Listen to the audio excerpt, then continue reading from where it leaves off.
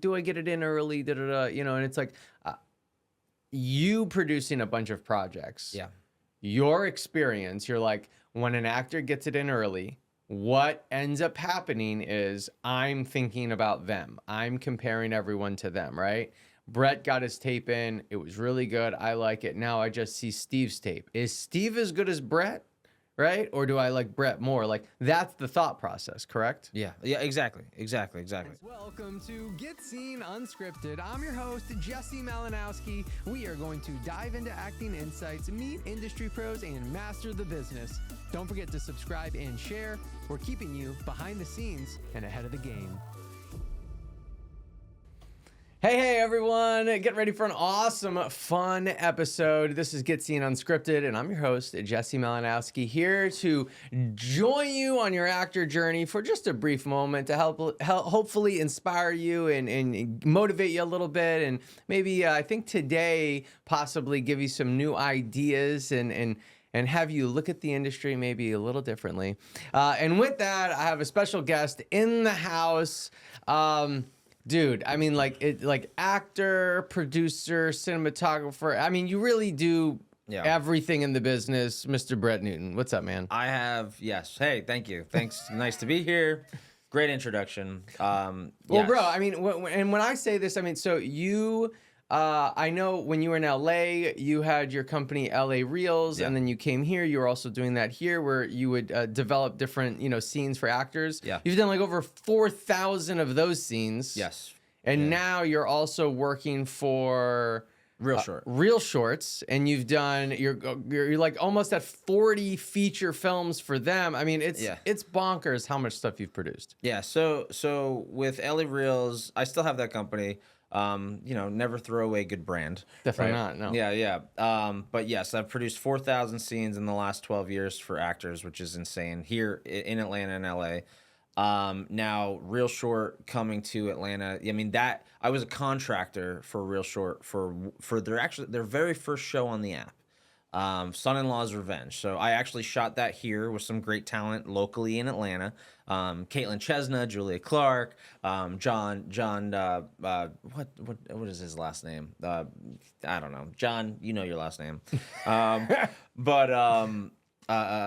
We had some great talent that we shot that with, and then they offered me a full-time gig, and now I am producing my 39th Real Short series with Real Short, and they're all feature film length. They're all 90 to 110 minutes. We shoot. They take about 2 weeks to shoot. They take about 3 to 4 weeks to plan, and then post is anywhere from 4 to 6 weeks. And we are moving and grooving. We're a machine. Yeah, and this is the stuff that's shot as a vertical, the micro drama. I guess is one of the names that have come up. In doing now 39 of them, how has it changed, and how have you kind of adapted to that change throughout the dozens of them? I mean, there's definitely more. There's more companies. There's more vertical drama companies coming up. There's definitely more competition. There's more people now acclimating themselves to the production of them. I think it's realizing basically the pull of these things, right? First and foremost, why are these so popular? It's the attention span. It's where's everyone consuming content? It's on their phones, and it's like this. It's vertical. So it only makes sense that these have become a thing. And I don't think verticals are going anywhere. I think they will evolve, and they are evolving. Production values definitely getting better. Actors are getting better. People are becoming more accustomed to it. There's a level of, I think, what we're producing and what Real Short is producing, there's a specific expectation of the drama that you're going to get. I think down the line, we're going to have other companies that are, you will have your Christian platform, you'll have your horror platform, you'll have your specific niches, and they'll niche out and be specific for that specific audience. Not one platform can do it all, right? So it's growing, and it's growing massively, and we definitely have the attention of the Netflixes and the Hulus and the Sonys. I know that because I've seen them and heard of them at the offices in LA, in San Francisco. and you have those platforms pivoting to starting to create vertical content. You have acquisitions of overseas vertical companies, so it's growing rapidly. It's not a bad industry to be a pawn right now. The difference though right now, if you're gonna do a vertical, right, is like the acting in them is a bit different, right? Like it's more of like a kind of like a soap opera, right? So you would bring a different form of acting, yes, or So the hmm, so it's all about grabbing attention, right? And the way that these stories are molded is to grab attention very quickly. So in that element, like there is, there is acting, like over the top acting and things like that.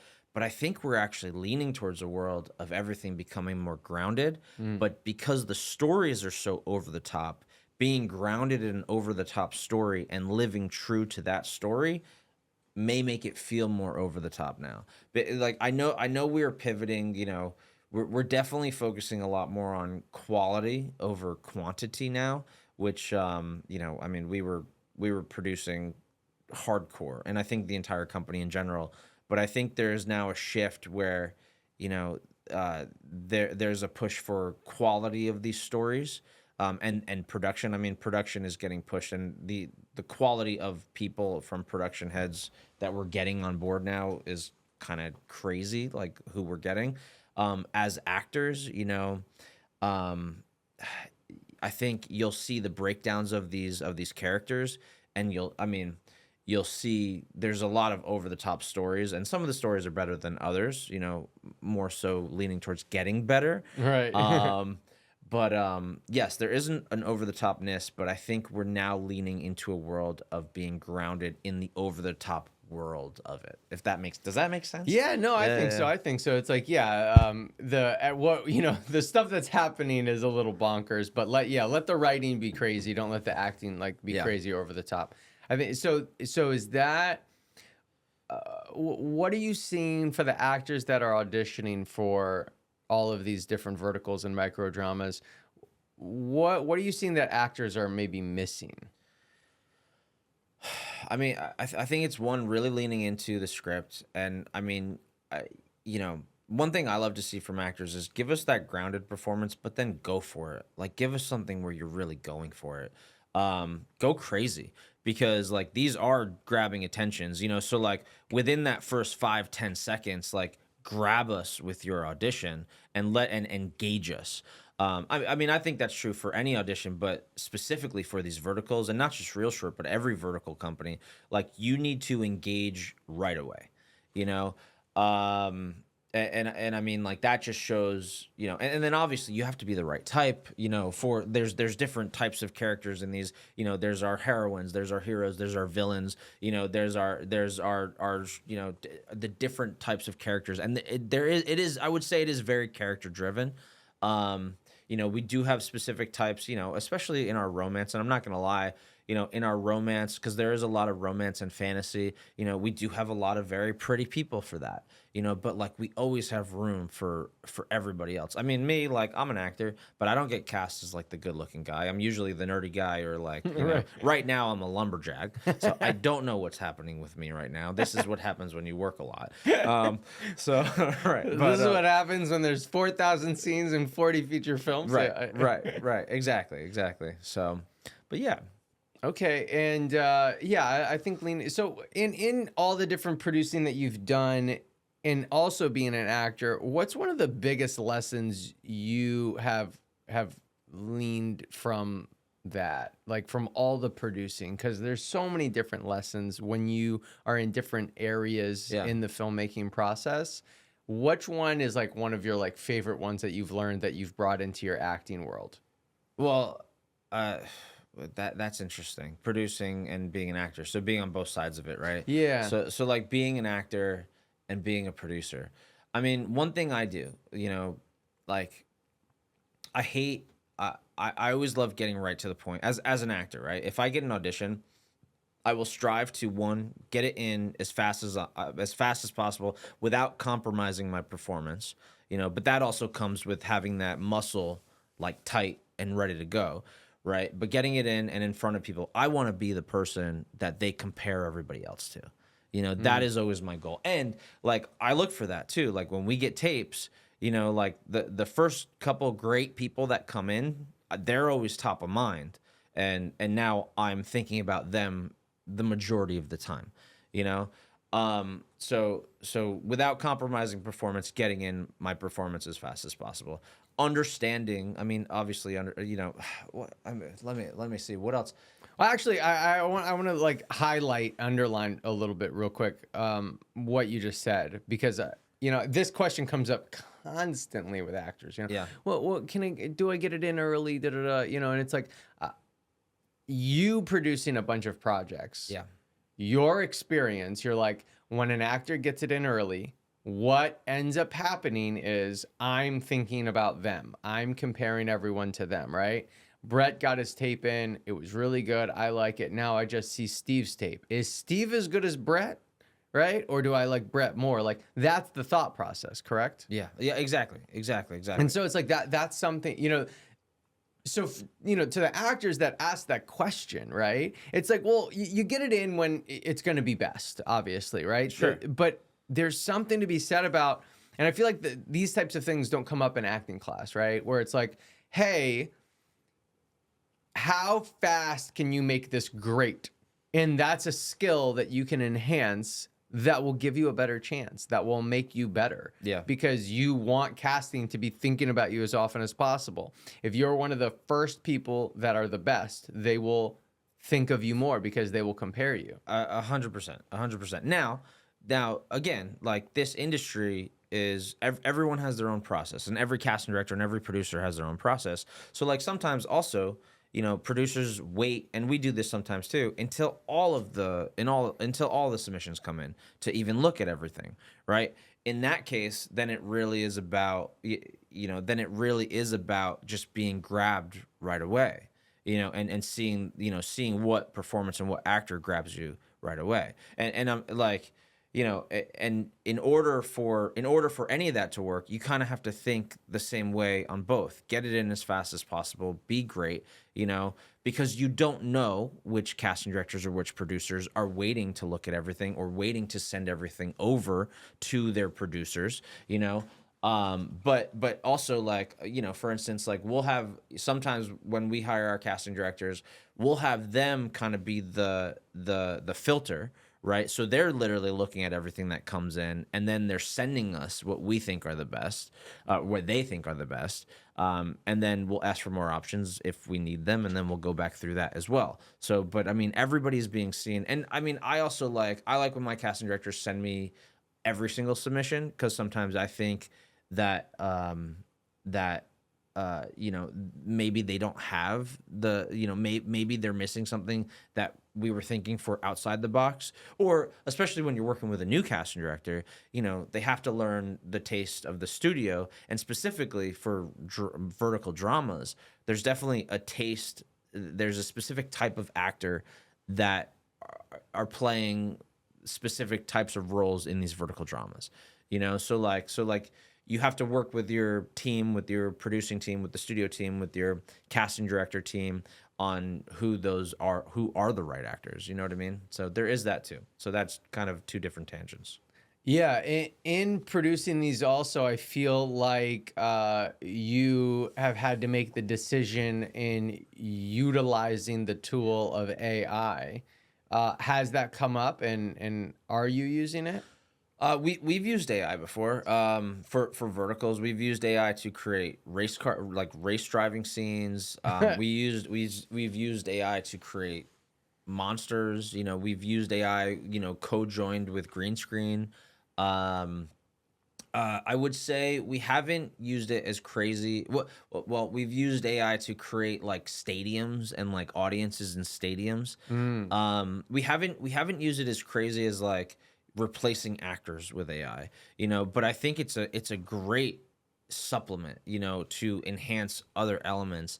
In some cases, because AI, the generative AI stuff, it's it's some of it is complicated and hard to use, as like using Premiere Pro. It's a software that you have to learn, and you have to learn best practices in order to get the outputs that you want. You know, in some cases when you're using it, it doesn't even feel like you're using AI, because it's not like, hey, I want this, this, and this, make it, go, and it's perfect. It's, I want this, this, and this to do this, this, and this, and I need to prompt this like this and this, and I need to try this output. That output's not working. Let me try this, and I need it to match this footage and da da da da da da da. You know, so there's certain ways of working with it that you have to learn. It's like any tool, right? So Are you so? Yeah. So what's your thought on AI now that you are kind of using it and utilizing it a little bit? Sure. And obviously there's a lot of fear within the industry. I mean, what do you think is going to happen, or where do you think things are going, or where do you think it's like? How should we be looking at this? Because I'm a fan of AI. I think AI is cool. I think it's a tool, but just like any tool, it could be used improperly, right? Like I could have a hammer and I could, put a bunch of wood together and build a house, and I could also hit you over the head with it. Right. Right. Exactly. Like I don't use the tool like that, so, Right. But people will, unfortunately. It doesn't mean we never use a hammer. There's good actors and bad actors, not performers, not actors like you and I, but actors and people in general. I keep hitting this. Yeah. Sorry. Yeah. But good actors and bad actors in the world, like a yin and a yang, right? And that's with every new technology, with anything that's ever existed. From the printing press to the radio to TV to electricity, like to the Industrial Revolution, we are now in an AI revolution. And don't kid yourself, because we really are in a new type of industrial revolution with tech. And I think things are changing rapidly, and however you feel about them, it's here and it's not going away. And it's because the way the world is adopting everything, but the way that this tech is coming. And I don't think people realize how powerful this tech really is right now. Do I believe that AI is changing the entire industry? 100%. Do I think the entire industry will change 100%? No. I do think we'll have, people making films the way that we've always made films. I think we'll have a collaborative effort of people making films like that with an AI enhancing it. And then I think we'll also, and we've talked about this, we'll have someone in their garage or in their bedroom making Avengers, completely by themselves on their laptop. And I know people say, hey, well, I could tell that's AI. You can for now, but 6 years, a year, 6 months, a month, a day, tomorrow, it can all change very rapidly and very quickly. And it is. Now, the way I see AI, I see it from two perspectives, right? I'm an actor, but I'm also a producer. On a producing side, there are vast amounts of tools that you can use to create content, and with actors and with teams, right? You supplement positions, but in a way, you're also creating new crew positions. You're taking jobs, potentially like all the VFX artists, right? Like now, a Marvel movie doesn't need, 100 VFX artists. They could probably do the same thing with 10 or maybe 5. So it's a tool to supplement. But what does that now do? All those other VFX artists, now there's room to create more output. Now we're gonna have so much in the next now to forever. We're gonna have so much more content that ever existed. We already have an insane amount of content. It's crazy. Every day, the amount of content put on YouTube is more than you could watch in a lifetime. That's just uploaded to YouTube every day, right? Yeah. So now, with that in mind, right? So what matters? If anyone can make any content ever, what matters is storytelling. So you as an actor, you as a storyteller, the story that you're going to tell, the thing that's going to matter most is the story that you tell, and then how you implement that. Whether you implement it with AI, whether you implement that, the old-fashioned way, whether you do it in theater, it's going to be the story that matters most and what resonates. Now, with that also, Okay, Jesse, this could be a deep dive. I could keep talking for hours on this.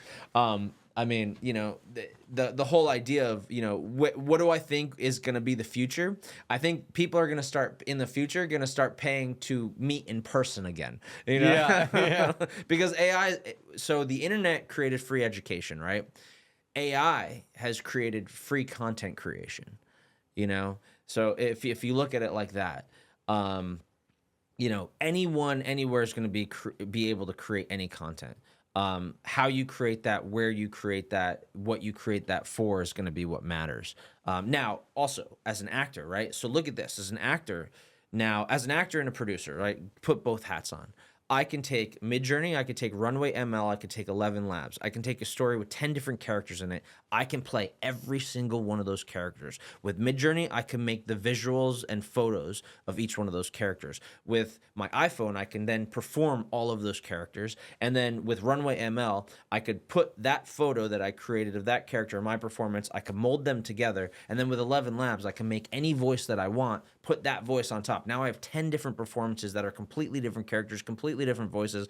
And me as the actor, I get to perform 10 different ways that are differently and put my own intonation on that. You know, so people are not really thinking about the possibilities yet. And I mean, like, that's just one possibility right now.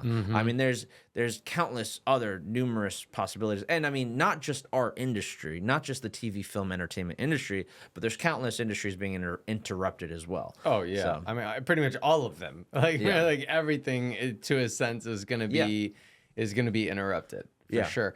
Yeah, you know, you were just kind of talking about, like, you know, if you use this this software like Midjourney, you can create these characters, right? And then you can you know, use this software and do XYZ, right? And when you were talking about that, like, it made me think of, like, you doing all of that is like you being an artist. Yeah. Like you. Oh, and, yeah. And I hosted the Atlanta International Film Festival. They did their first film festival this past year, and they asked if I would host it. Because they had seen me, you know, hosting different things sure. and stuff, and I was like, yeah, You're a this is kind of host. interesting. Yeah, and I do hosting work, and so I was like, yeah, this would be cool, and I wanted to get more involved in film festivals, and so I said yes, and so I was talking to different people there. And something really hit me that I don't think people are considering or thinking about, which was like, somebody came up to me and was just like, hey, what's up? Who are you? Everyone was so friendly, just wanting to meet people at this film festival, right? And I was like, oh, I'm hosting the event, you know, da-da. And he's like, oh, well, I'm so-and-so. And he gave me his card. And he told me this very quick story that I want to share with you. And then the aha moment that I had. And he pretty much told me this story, how he always had this dream to write this kid's book. And so he wrote this kid's book. And then now with AI, this character that he's had in his mind for so many years, and that he finally did write the book like a year or two ago, that now he has been able to bring that character to life through AI. And he was so excited and so passionate about it, right? And I was like, this is really cool. Like, this man, this is for the first time in his life, because I think he was like an accountant or something super boring, right? Sure. But for the first time in his life, like, he's able to be an artist because of AI. It's just a different way of looking at it. It's just a different way of artistry, right? But I could see how excited he was, and how, again, he was like, I had this dream to always do this book, and now I get to bring this person to life that's been in my head. And he was so excited about it. And I was like, for the people that are like so scared and kind of so angry at AI, I'm like, why do we take that from him? Like, why do we not allow him to be an artist? Sure.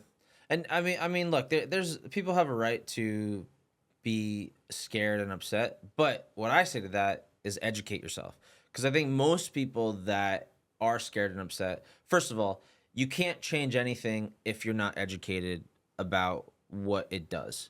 You know what I mean? So if people want to change it, or if they want rules and things behind it, then learn about it. Learn what these programs actually do. Don't just go off of what some people are saying. Yeah. And learn where they're coming from and learn where they're going.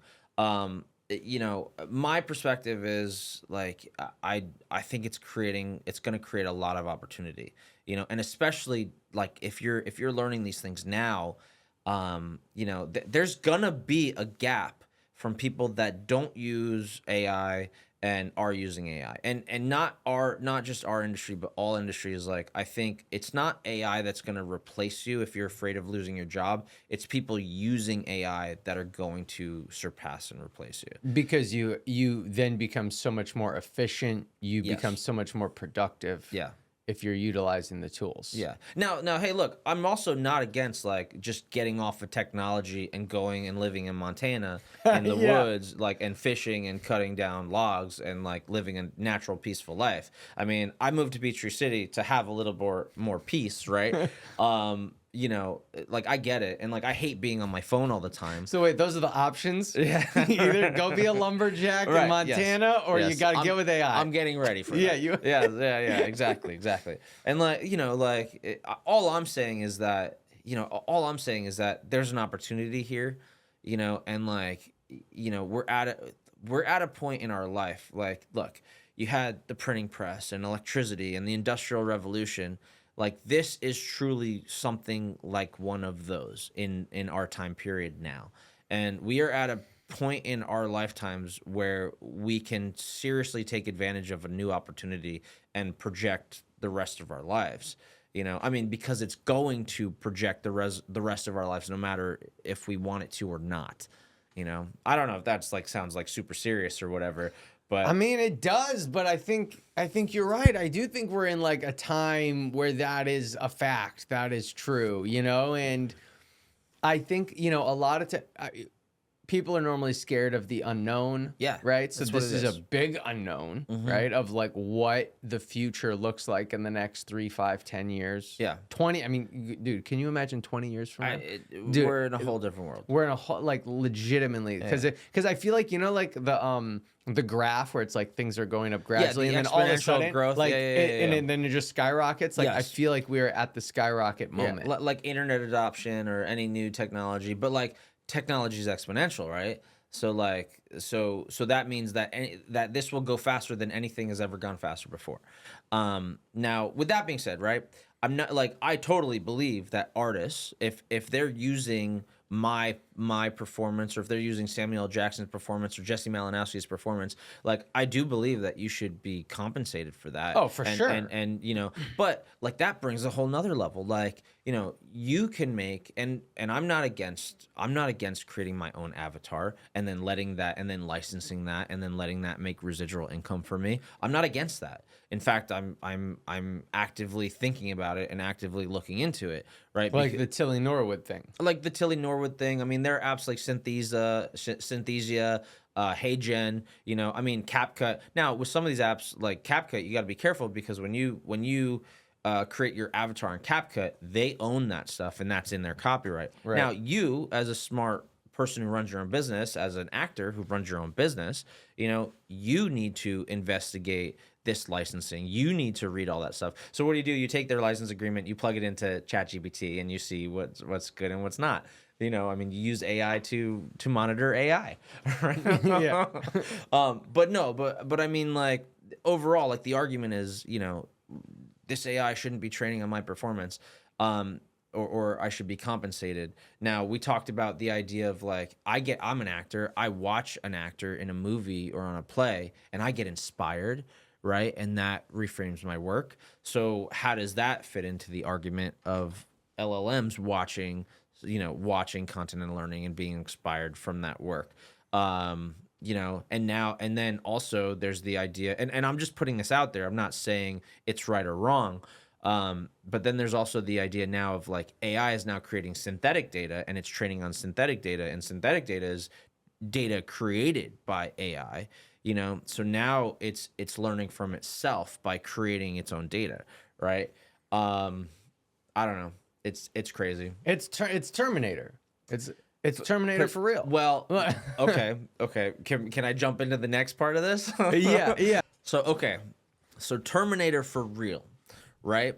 So you have these real Android robots that are now being created. You have Figure AI, which is getting the brain of OpenAI and ChatGPT. You have Optimus, which is a Android robot, which is Elon Musk's robot, and then you have a numerous other of these robots and drones and all sorts of things that are AI powered, right? So in essence, we are Terminator, and I think we're on a timeline from the next 5 to 10 years where we will actually have these mass produced and you can buy them to put as helper robots with your retired parents. For Or, sure. you I know, definitely want to help a yeah, robot. yeah, yeah, 100%. I'm getting a robot. yeah. I'm Yeah. doing it. Well, and you'll get it. You'll pay for it the way you pay for a car, you Yep. know. And it'll cost 30,000 then less. And once they're mass produced, 10,000, 5,000. You know, yeah. I mean, they already have robots that you could put into your kitchen that like arms with cameras yeah, that right. you could put in your kitchen over your stove, and it will look in your refrigerator. It will look at all your ingredients, and then it'll cook you something with the ingredients that you already have.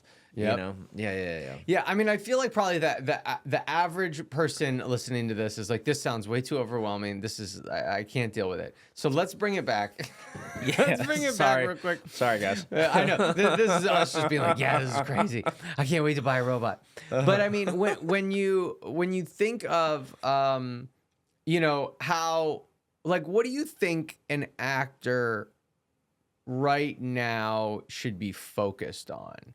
You know, because I think that there's a couple different things, right? So like one of the things I love about the micro dramas and the verticals and stuff is like Yeah. it's so much opportunity, right? It's Yeah. presented so much opportunity. So it's like, God, there's go get jobs, go get on set actors, right? Yeah. But then there's also like the AI element of like, should you be learning that? Like, what do you think an actor should be focusing on right now? So I know a lot of people put down the verticals, there's, you know, and it's happening less and less because there's such a flood of work Yep. of it. And I've been saying this for 2.5 years, and even some of our crew members used to be like, oh, well, this won't last. And I've always had the perspective, I guess I've always had some foresight into this, but I've always had the perspective that verticals are not going away, and they're only going to grow, and they're going to become something bigger. One, look at every opportunity. You know, like if there's verticals, a new vertical platform or new, you know, stuff like that, don't piff paff these jobs. Look at every opportunity, you know, and audition and get on set and play. And like that's in the world of verticals. And then of course, like we all want to be on the Netflix shows and the studio films and things like that. Like hell yeah, I want to be on all that stuff all day long, you know, as an actor and da da da da da. But you know, like you have to realize that where people engage in content, you know, mostly now people mostly engage on their phone, right? So where people are putting that content is going to be what's most important as to where your next job is going to come from, right? As an actor. Now, with that being said, work on your craft, obviously, but like it's easier than ever to create content. It's easier than ever to create content. So write a story that you're passionate about. Shoot a demo reel yourself. And I have a demo reel company, but hey, if you can make your own quality content and make a self-grabbing scene yourself, and you can now, you know, do it. Like do it. Like be self-sufficient. Learn these tools. And look, if you're overwhelmed, don't learn them all. Take one tool, learn one tool, become very good at it. And you know, if you don't know which tool to learn, ask ChatGPT, hey, I want to be able to do this, and this. What's the best tool for me to use right now? And then jump into that. You know, yeah, and there are tools now like with Sora 2, you can literally put your performance into any world that you want to put your performance into. So make content, right? Now, if I didn't work for a vertical company, right, like right now, like, and I have many fires, right? I have LA Reels. I work for Real Short, producing content for them constantly, series content for them.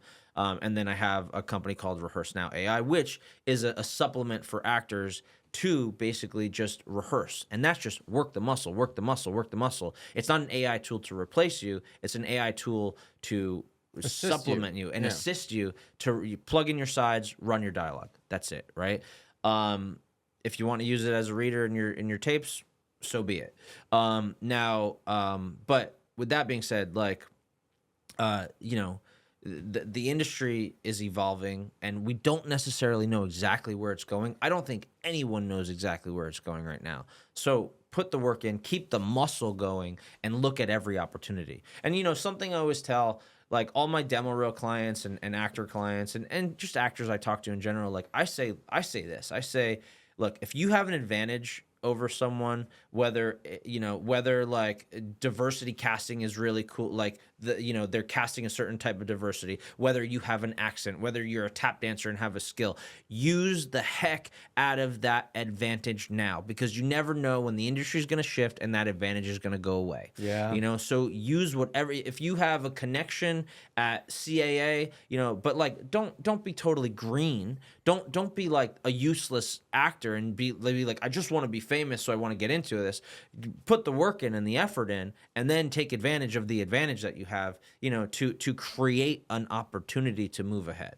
So hit the verticals, hit whatever other acting opportunities there are out there, and then make content. It's easier than ever to make content now. So You mentioned, actors, and I've heard, other actors say this too, kind of, if you want to say like shit on the verticals, like, it's like so bad and the writing's horrible and I don't want to do it. Like, what would you say to them? dude, we are making careers for people. We are making careers for people. Some of these actors we found right here in Atlanta, they've worked on 30, 40, 50 verticals. You have companies now, you have Hulu's and Netflix and HBO's looking at these actors. You have CAA looking at these actors because of the content that they're making, because of the projects that they're being a part of. And look, it is a when you get on one of these sets, and especially if you get on one of these sets as more than a day player, as a supporting character or a lead character, I mean, it is a series regular boot camp. You are working 10, 12-hour days, and you are full dialogue and you are just going. I mean, these actors are getting serious training. And I mean, like, we're not a Marvel film production crew, but we run a ship. We run a pretty tight ship, and we have, we run it in a professional manner. So you are getting the training in front of the camera, like any other set. Right. So, and that's not just our set, but the majority of these sets, now given, there are different crews that run their sets differently, and these vertical teams are popping up all over the place, but that's every set. No set is ever the same, so you should never have the same expectation for every single set that you're ever on as an actor anyway, but you should be ready to move and groove. And what you should always do as an actor is you should always put your best foot forward. Even if you think you're on a non-professional set, that doesn't mean that somebody on that set is not striving to go and be on a huge professional set 5, 10, 1 year later, you know what I mean? And then they'll possibly take you with them. But like, your goal as an actor on whatever set you're on, one, be prepared, know your dialogue, do your job 110%, and just be pleasant to work with, because you never know who you're going to be working with. And, and just take every experience as a learning experience and go. Yeah, I feel like we so often set ourselves up to not move forward because a little bit of like the unknown again that kind of came up, but like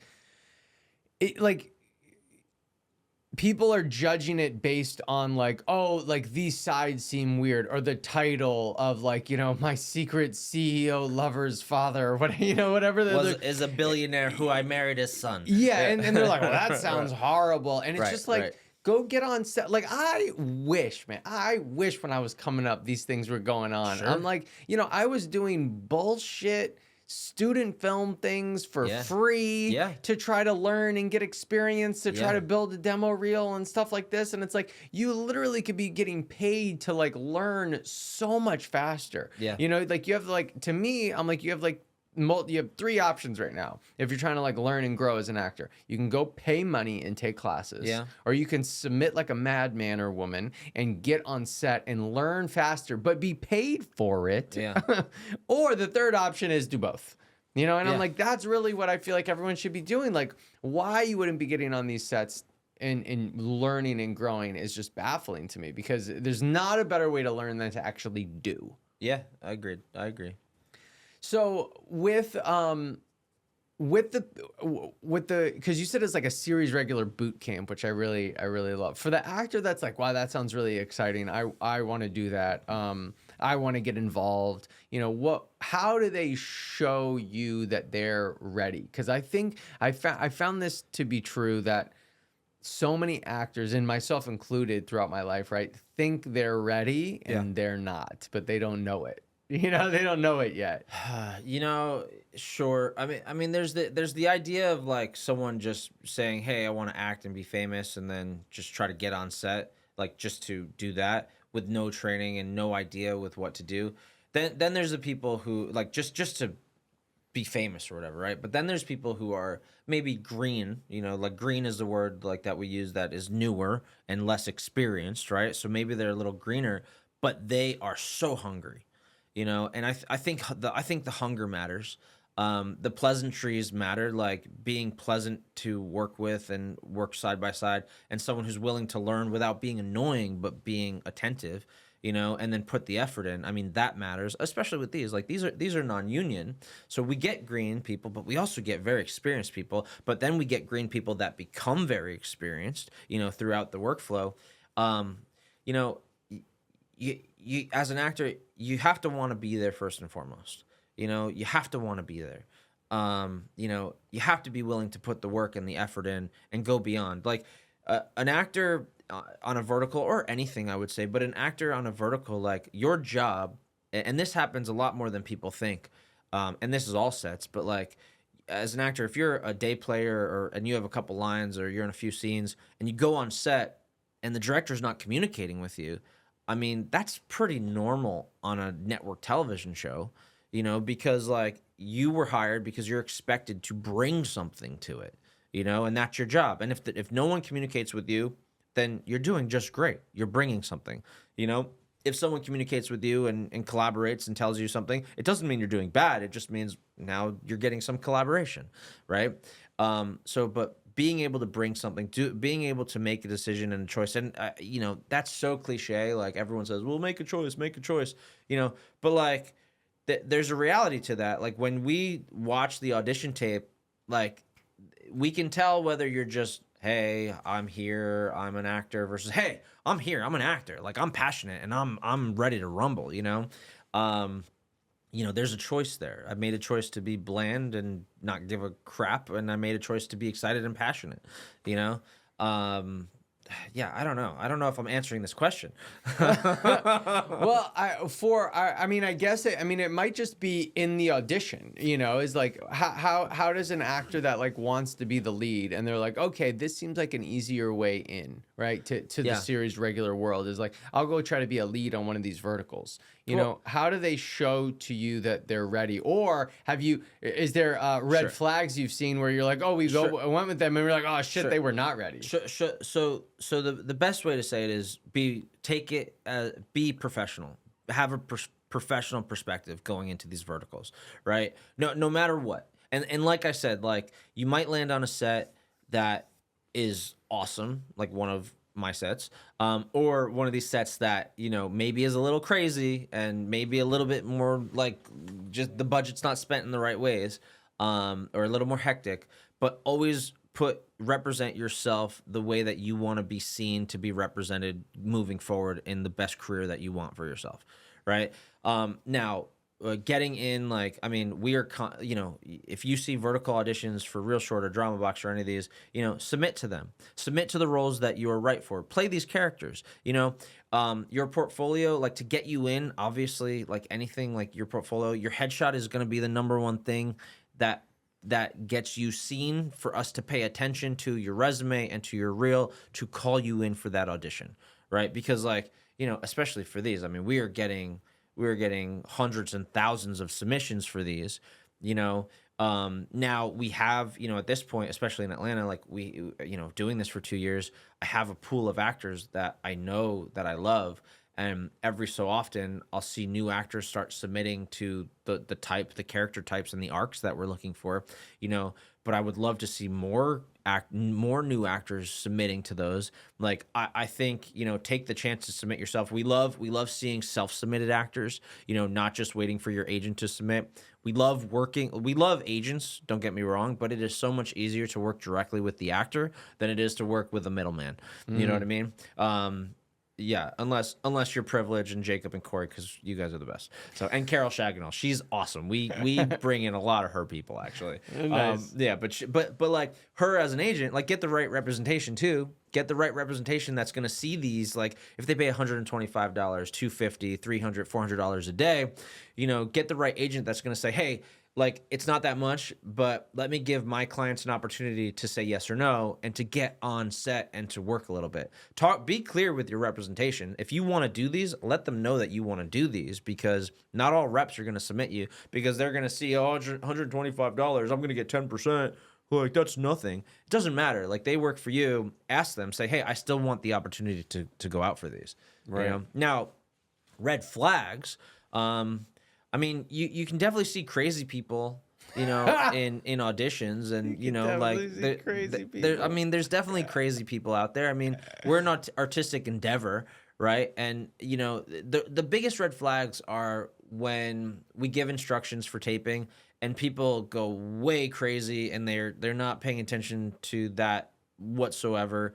You know, now you can always break rules. As an actor, I break rules all the time. I don't necessarily listen to all the directions in the instructions, you know, that the casting directors give, you know, and sometimes I break those rules, and you know, I've booked by breaking rules also. So I'm not saying don't make choices that you think are going to be restrictive.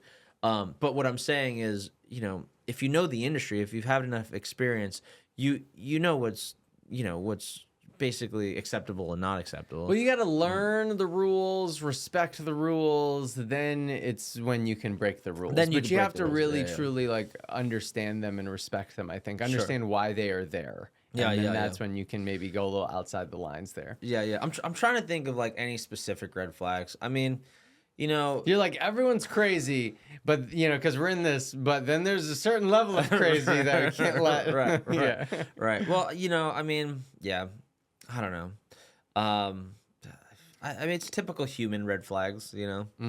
So All right. yeah, Well, our biggest thing is like when we get on set, you know, and no one will ever tell you this, but like if you're on set and if you are a problem maker, you know, no one will tell you on set. Like maybe you'll have an AD ask you like, hey, can you do this a little differently, or like can you not steal all the crafty da da da da da, you know. But like people notice it and we talk about it. Like we notice, and like, you know, I'll have a UPM or a PA or like one of my producers or a director, and like, you know, we'll have a powwow, you know, after every day or after a week, and we'll talk about everything, you know. So feedback always comes back, and think of how many people there are on set, you know. yeah. So yeah. And you know, we love our crew and we love the people that we hire and we love the actors that we bring on, and we want everyone to feel comfortable and feel good.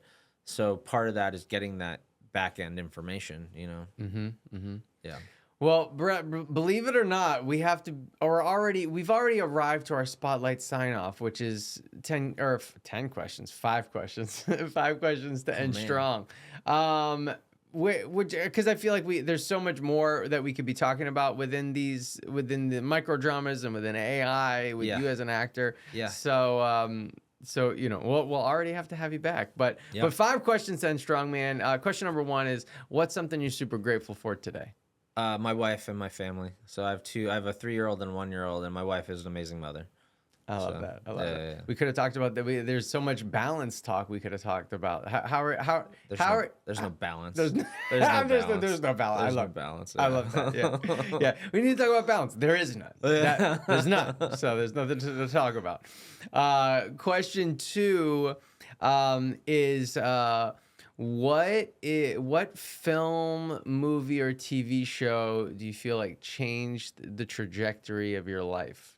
Oh, I mean, I can't just pinpoint any single one. I mean, you know, there's so many amazing things.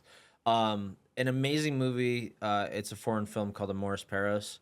If you're like an action like type of like multi storyline type of person, Amores Perros. It's in Spanish, but it's an awesome movie, Amores Perros. And then I mean, there's a million. I mean, I have all the cliche movies that I want to say, but I mean, they're also cliche. But That's all right. yeah, You know, if you watched it and then say it changed something in you, or you Yeah, got yeah. more inspired or excited, then Well, I love every single TV show and movie that is a farce on the entertainment industry. oh You know, yeah, I yeah, you know, so I love all of those. yeah, those are great. Yeah, yeah, yeah. Heck yeah. Question 3 is what's something in your daily routine that you really cherish? Daily routine.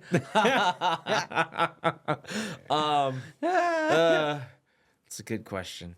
You know, every day changes rapidly. You know, it has to be the people that I am surrounded by. You know, so again, my wife, like I have to give her more credit than anyone else in my life. You know, and I cherish being with my kids, and I cherish coming home from set or coming home from work, and then like my daughter, you know, being like, "Hey, Daddy, you're home. You came home from work." You know, and yeah, I mean that I truly do cherish. I You know, bet. so, Hell yeah. But my daily routine is all over the place. You're right. But there's like something nice about that, right? Yeah.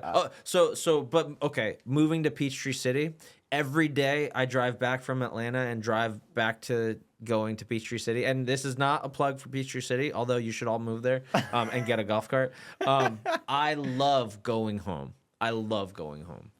Yeah. Nice. Yeah. That's great. I Yeah. mean, you should love going home. Yes, right. Yeah, So- you should. Exactly. How long have you been there? Since July 3rd. Since July 3rd. Okay, so I mean, it's still like feels new, right? Does it still feel There's new? still a honeymoon period to Yeah, it. yeah, okay. But I mean, like, you know, we're already seeing it. Like, great schools, great community. Like, we're spending more outside time together. Like, we moved in on a Thursday, and Peachtree City has 110 miles of golf cart roads and trails. 110 miles. It's its own network of highway system for golf carts, right? Oh wow. So like we moved in on a Thursday, we bought a golf cart on a Sunday, you know, that Sunday. It's awesome. But we spend more time together as a family. We spend more time outside together. And I mean, it's just been incredible. It's been incredible. I feel like I could be down with a golf cart. Yeah. Yeah. You would love it. Yeah, You guys should move. So your wife's a real estate agent, so she should do the deal and Yeah, sell this Candace- house, buy that house. Yeah, I know. I don't know. I really like this house though. This house is good. I got it set up well. Then keep this one and buy one down there That's too. true. Yeah, just just do both. I love it. What's something you're currently trying to improve in your life right now? Like as a personal thing or as a business thing? Whatever you want. Whatever. You can do both. Okay. So, all right, I'm gonna throw it out there. So I am trying to build for the future. So jumping into the AI element and the entertainment industry.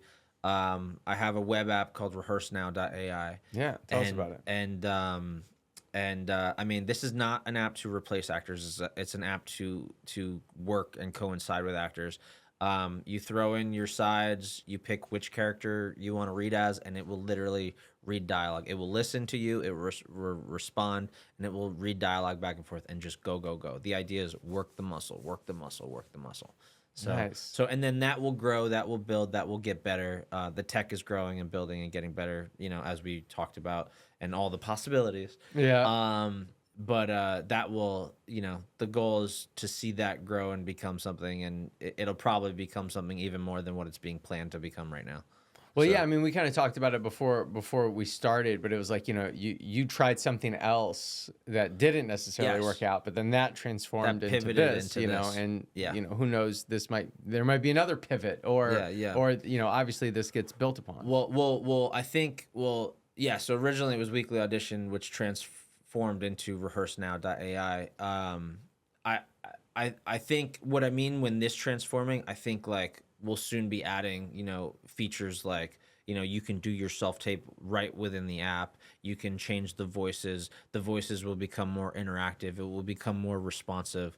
Maybe in the future, like instead of it just being a voice reading with you, we'll put avatars where you can actually see people on screen reading with you. Like it will emerge. It will transform. Right now, the most important thing is to make sure that the base function works, which is that you can rehearse and you can run dialogue at any time, instantly, anywhere for as long as you want. And just work the muscle. Nice, nice. And So- and we just get this in the App Store. Where do we get it? No, so it's a web app. It lives online. It Okay. is literally www.rehearsenow.ai. It's there. 7-day free trial for anyone who wants to try it out. Yeah, it's cool. It's a great tool. And I mean, you have people reading, like using like Cold Read and like all those other apps and things like that. I would say this is better. Why? Why? It's more responsive. We have deeper APIs.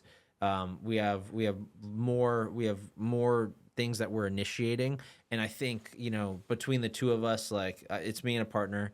The way we've dove into the AI and the tech that exists, and the way that we're implementing multiple APIs from different AIs. Is really emerging. And then also like this is web based versus like it's on your laptop versus on a phone app. So we can actually get way more in depth with the functionality. Oh, right. So, right, and then cool. you can also use it on your phone, by just going through the browser. Right. But I think it just works best on the laptop, and then yeah. Nice, But yeah, nice. it's Cool, rad. man. Well, congratulations on Yeah, that, thanks, and man. Thank you. keep it rocking. Well, last question, Brett. We've gone over a bunch of cool things, talked about a lot of stuff, but if you wanted everyone to remember one thing or get one thing from our conversation, or maybe we missed something and you want to bring that up instead, what's one thing you want everyone to like really get as we're getting ready to say goodbye here? Every actor to really get, man, now I got to think about this now. Every actor or just every person? Not every actor, just our listeners. I think, man, I don't know. It's an interesting world. Well, all right. Now I'm going to jump into the Federal Reserve and Bitcoin now. So no, no, I think, look, I think, and I always tell my wife this, with the world changing so drastically, with there being so much information and who knows what's right and who knows what's wrong. One, I think the only truth that's ever going to exist moving forward is we will never know the truth ever again. Right? Man, damn, now, that's right. Now, with that being said, the most important thing is to take care of yourself and your family and the people around you, and live within your community. Yeah. And get a golf cart. And get a golf cart. Move to Peachtree City. Move to Peachtree City and get a golf cart. That's it. That's it. All right. Sounds good. Brett Newton, thank you so much for being here, man. Hey. Appreciate you. It was fantastic. Thank you. Appreciate it. Very nice. Yeah, man. I love it. I love was it. And thanks so much for watching. If you haven't left us a review, make sure to leave us a review. If you're watching on YouTube, comment and let us know what you've been thinking about the episode. And don't forget to watch our sister show, Talent Agent Talk, hosted by President of Atlanta Models and Talent, Jason Lockhart. This is Get Scene Unscripted. I'm Jesse Malinowski. Thanks for being here. We'll see you on the next one.